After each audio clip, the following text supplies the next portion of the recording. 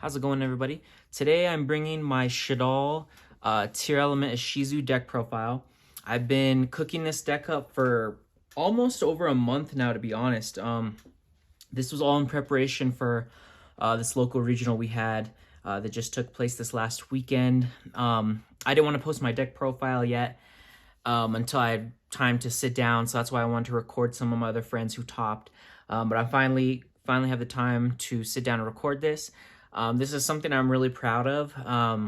One thing about me is whenever I go to like tournaments, I always do play to win, but there is part of me that maybe it's that little bit of rogue in me where I want to win, but I kind of want to do it my way.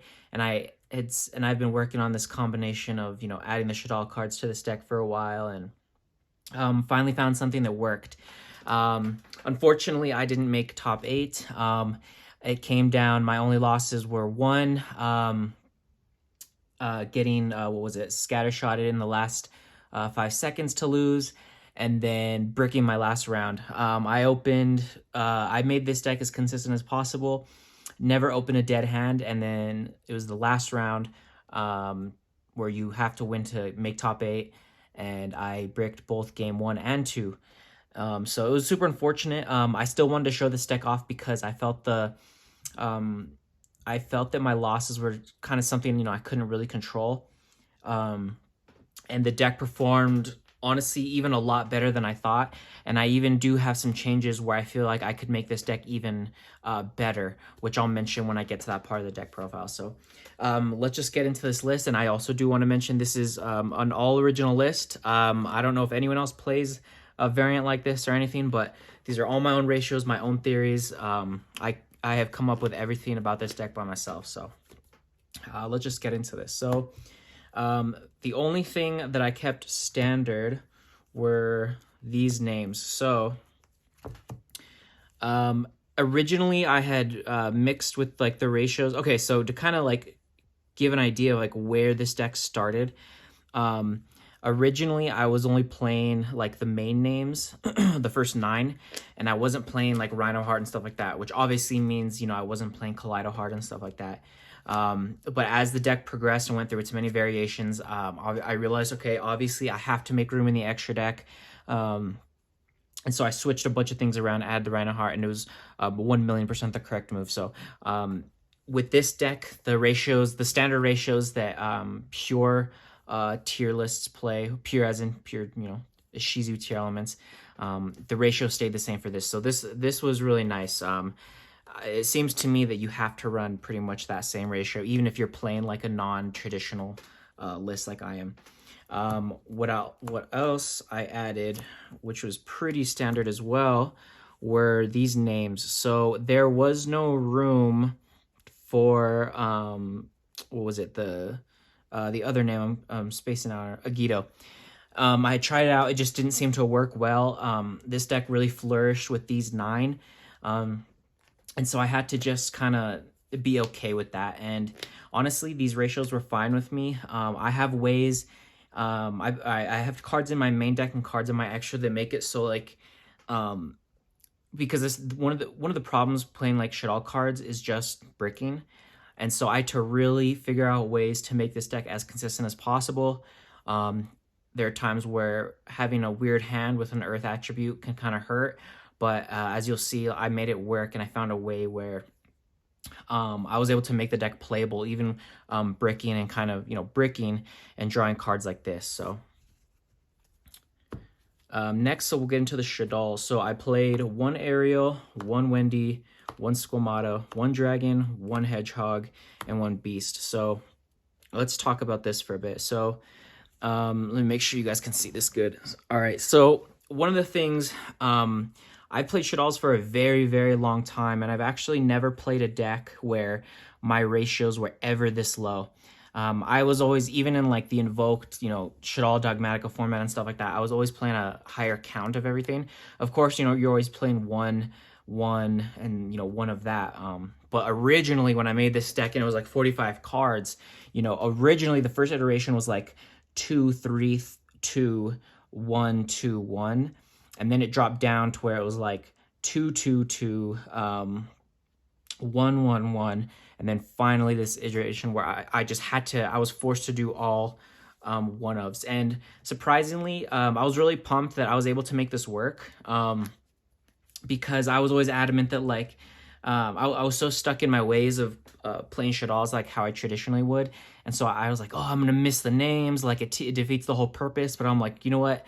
Like this is already more Shaddol cards than people are probably expecting to see in my deck, and in reality, I'm just trying to like make window on my opponent's turn, then make plays on mine, and I have, because of these Ishizu cards, I can just recycle these cards, and that's how it kind of ended up working. Is during the tournament, these cards, just the Shaddoll engine in general that I ran, won me so many games, especially against really difficult matchups.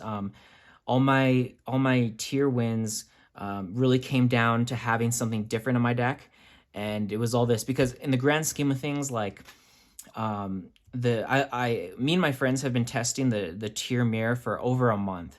Like literally, like we have our locals and that's all we play because we wanted to prepare a lot, and it shows how like almost all of us topped. um that deck, once you kind of figure it out, you kind of know how to play, and you can avoid going into time and stuff like that because you're getting faster and better and seeing the lines. But I had wanted to add something spicy that I could take that people couldn't really play around, because not many people are main decking Droplet, other things that can kind of get over a window or prepare for like certain back row cards that I play. So I love this ratio. If I continue to play the deck, I will not be changing this ratio. These six they seem perfect to me. So next, what we have, I played 3 Super Poly. This was like only like the main kind of go second card, or in this deck. So there were times where this was like different cards like Imperm or Talents. But with this version of tier, you kind of need this card because, okay, one, if you open nothing and you draw this as a 6th card, it's incredible, especially in the tier mirror when they're ending on Dweller Rook.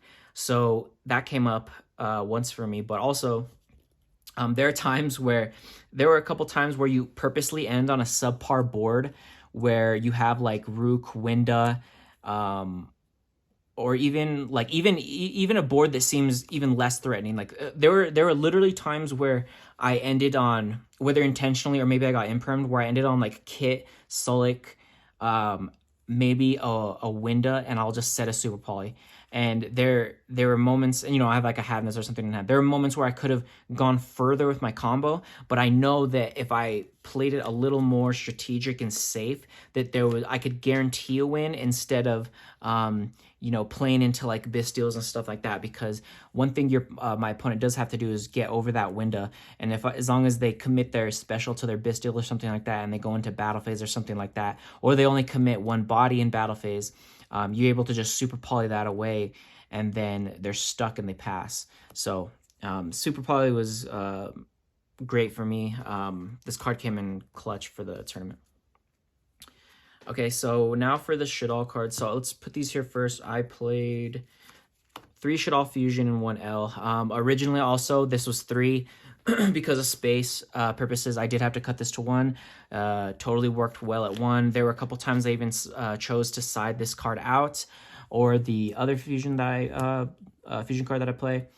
There were even a couple times where, so one issue I found is because I was able to get this deck to 40, that there were times where siding was kind of difficult. So there were actually times going first where I would side out 1 or 2 of these, just because I had to dedicate, certain slots to other cards and stuff like that. Or, I was very meticulous with my siding, and it paid off a lot throughout the tournament. Like, I credit a lot of my wins, my game 2s and 3 wins, to my siding patterns and stuff like that. So, but as far as main deck ratios, this was perfect for me, and I wouldn't change this either. I thought this was just right.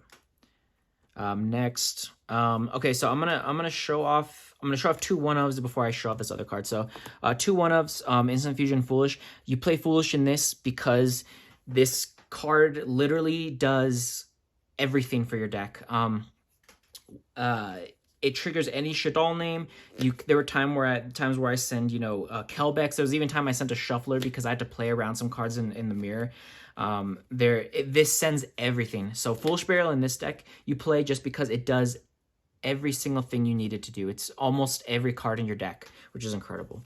So something I want to talk about that might seem a little weird is 2 Polymerization. So first and foremost, the one change I would make to this deck, which would also increase this deck to 42, would be to cut the 2 super polymerizations and then add in 3 field spell and 1 terraforming.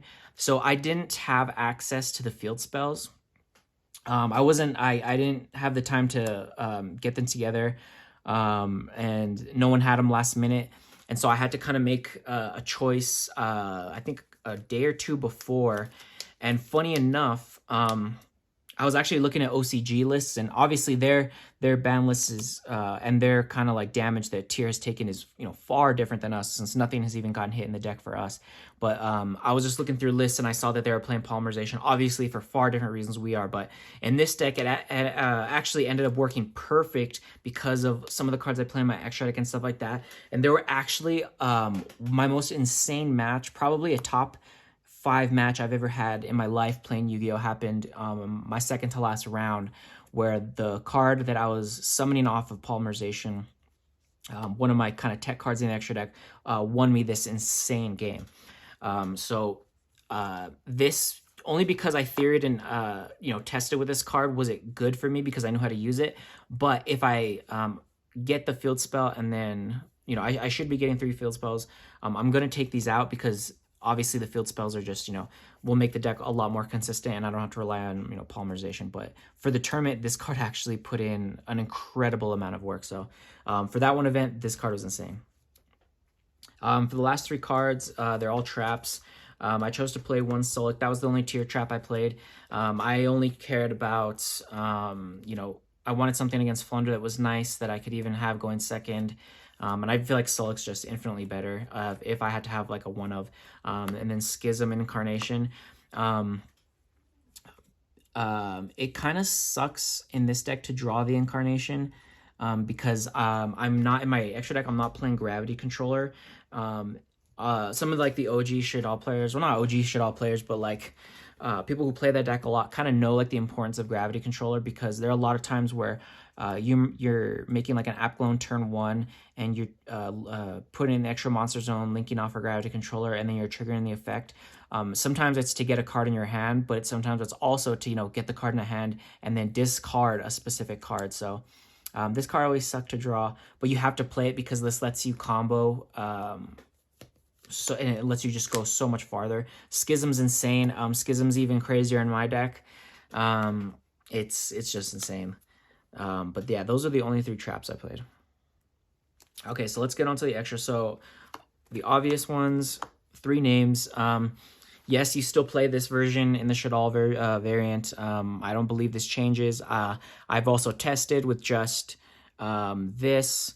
You can't do it. You have to, if you have to just play all the names. You have to play the Rhino Hearts. You have to do that. Everything's really cheap right now anyway. So I don't think there's too much of a paywall kind of holding back the deck right now. The biggest worry you'd have to have is, the ban list that should be, kind of incoming. So next what we have is 2 windows. So I chose to play 2 windows because the whole purpose of my deck is like I kind of want to stun my opponent in the mirror, when they're going first and stuff like that, because all I need to do is hit a name and a Shaddoll monster and I can make a window. And a lot of the times that did happen, and so I was able to kind of shut down some plays and then have it come back to my turn and then just combo off, and then if not OTK, then set up a position where they just can't play their next turn.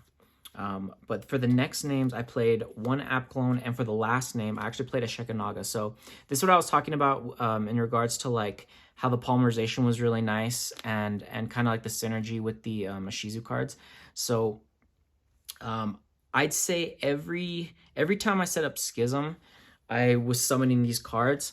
I guess I'll talk about app clone specifically first. This card's insane. I almost, if we had 20 card extra decks, I would have played 2 of these. But luckily, you know, whenever I needed to shuffle it back, I would just, you know, shuffle it back with these Ishizu cards and stuff like that.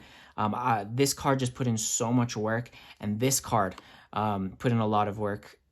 This being an Earth attribute is just huge because it makes you know, it makes your poly even a little better. There were times where I was making this just for a body. There were actually a couple times too where I would make this card sometimes without even like a Shaddoll card in hand to like actually use its effect.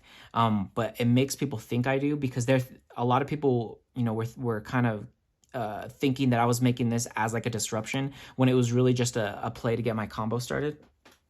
It never, unfortunately, it never happened where I was going second, where I like Shaddoll fusioned and sent like, you know, a Kel back in a name or something like that.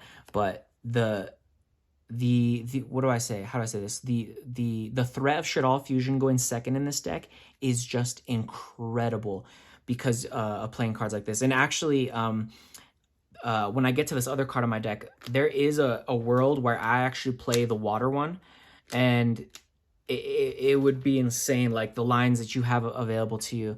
And it seems crazy because a lot of people don't play these cards, and rightfully so, because these in other decks these cards just aren't good. But this let me do, you know, incredible things. One things I will mention of like little niche things is there were a couple times where I think I was able to use Schism to summon out Shekinaga like once or twice during the tier, what is it, the tier I forgot what the other engine is, the Kashtir engine, and then sending one of their bodies, and this was in like a very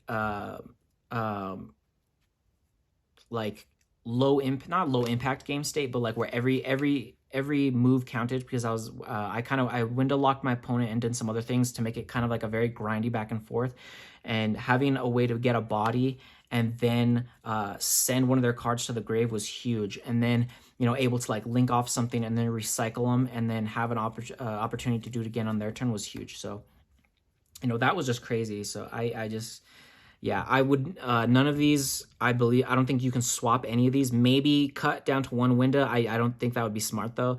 But I'd rather have this than not. Like this, in this version of playing this deck, if you want to try it, you have to play this card. It's just mandatory.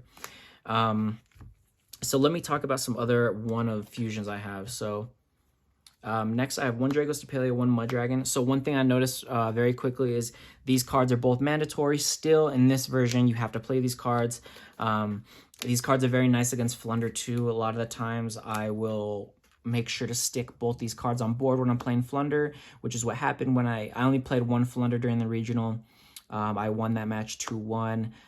Both times I won, I was ending with these because I was really scared of enemy controller, and I was also scared of, I had seen, because game one I had milled 5 off my opponent's deck, and I saw they were playing a bunch of like crazy back row cards, so I would make very not mediocre boards, but very like I guess you could say mediocre boards, where it'd be something like this, and you know, like I would set up like a Solic, not a Solic, you know, it's just some kind of back row card, and then maybe you know, find a route to put a Havness in hand or something like that, because I didn't want to get blown out to those cards, and luckily my strategy had worked. So yeah, but these cards are still mandatory. You have to play them no matter what.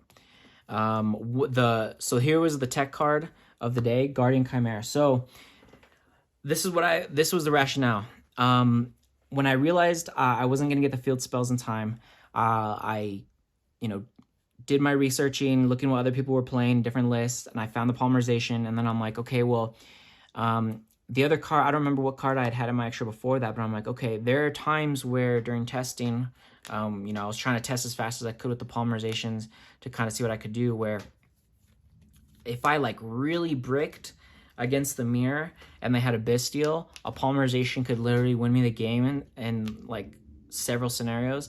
And so it was funny because before the regional, when I was testing, I actually pulled off making a Chimera for those exact reasons beforehand, and I was like, okay, screw it, you know, it's good enough. If it comes up, it comes up, you know, whatever. I can put myself in positions to make this card good, which is what you have to do when you're playing like a suboptimal deck, or you know, you have to make concessions in your deck. So one story I will say about this card, which is why this was like low-key an MVP, was I had a roughly like a 35-minute game one against, it was Ishizu Kashtira.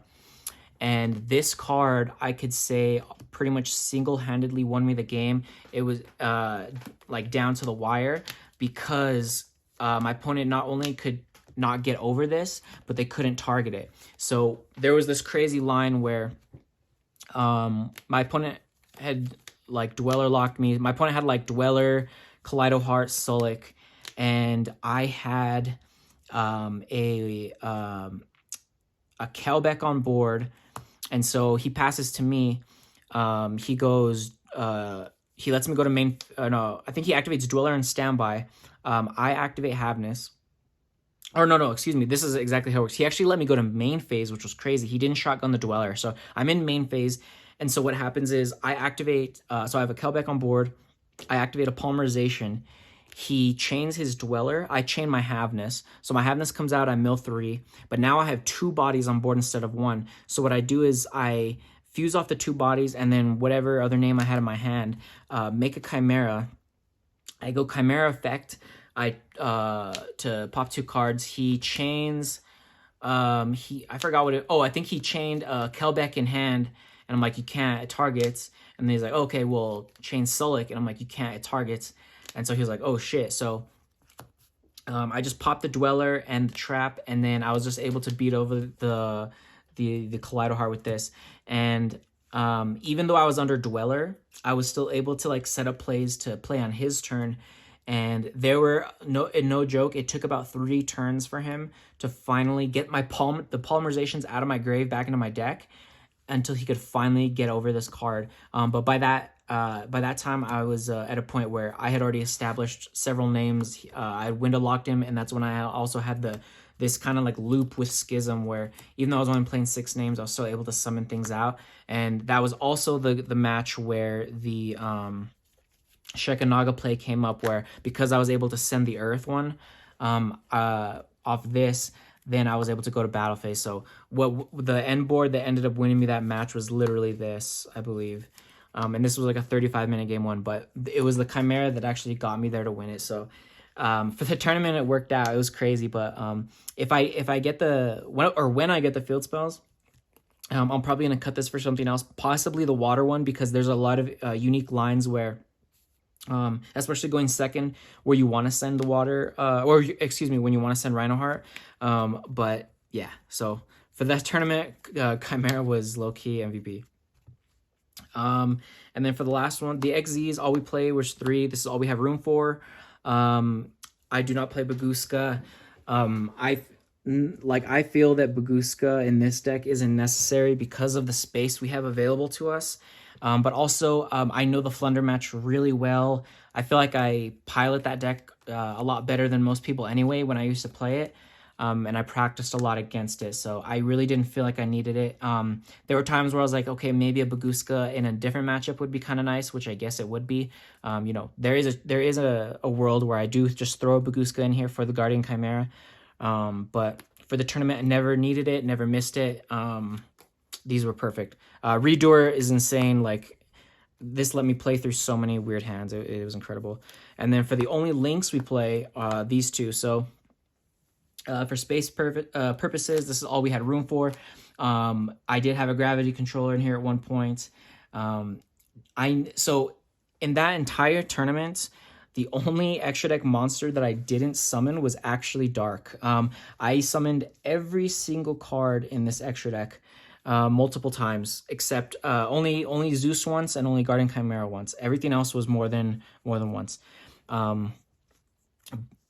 But I didn't really want to put like an Asa or anything, because Cross Sheep's are so crazy in this deck. This card, I could never get myself to cut, and for good reasons. Whenever I'm making this, like I realized I had to play another link no matter what that was like generic-ish, and Cross Sheep was just the card, because there's so many times where I'm fusing on, so I'll set up like what look to be subpar boards, but it's only because this deck really likes to play on your opponent's turn, like a lot more than the normal Ishizu tier build. Like this deck loves the mirror, and this deck loves to go first and then set up boards that maybe like don't look too crazy and then pop off on your opponent's turn. And one of the ways you do that is with Cross Sheep. So in my opinion, this card's mandatory. I would definitely not cut this card. But yeah, so the only cards I summoned once were these two, but everything else, I was spamming every other card during the whole tournament. So let's just get into the side. So one thing I'll say about the side is there were a couple times where like I had this, very unique siding patterns originally with like 1-ofs and 2-ofs, but the way it ended up being like the day before was like a pretty standard 5-card lineup. So I decided to play the last minute changes were these. This was like a 1-of like the Ladybug for Time and the Gamma package, I think, and then I don't remember what the other 1-of was. I think a Dark Hole or something. But when I was testing one of my buddies who got second place at the regional, we were talking about these cards, and he was talking about like which ones he was considering to play and stuff like that. And so I went with these, and it came in clutch. I saw these. It even helped my Flunder matchup even more than I, originally planned on it, helping. But these cards were great. I would consider maybe maining these over the Super Polys, but it just kind of depends. But I love these cards. I definitely wouldn't change that. They all came in clutch. So the things that stayed the same, obviously these stayed the same. I never saw this card during the tournament. I sided it in maybe once or twice, never saw it. The one time I did side it and didn't see it would have won me the match, which sucked, which kind of prevented me from getting top 8. But other than that, like, you have to play it. And then for the last cards, I played 3 Lightning Storm, and then I played 3 Twin. I just wanted, I was kind of scared, not scared, but I wanted to prepare for a couple like weird rogue decks. Like, I knew that there were some people that were going to be playing like Inspector Borders, like Stun and stuff like that. And so I wanted like a generic card, whether I want to get rid of monsters or not. And especially since I took out the Dark Holes. And then Twin, because I wanted something I could keep in going first that was still good. And they could also trigger like my my Kalebacks and stuff like that. These cards were great. When I played against Flunder, I saw Twin. It came in clutch, getting rid of the Field Spell and Defissure, I believe.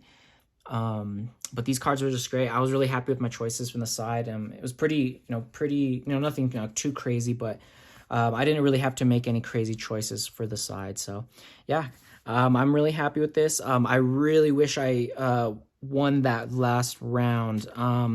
It was just super unfortunate, but it happens. It was kind of one of those things that was, out of my control. But I'm really happy with this deck, and I don't want to completely abandon this just yet. I do kind of want to get the field spells and then play this kind of like at full capacity.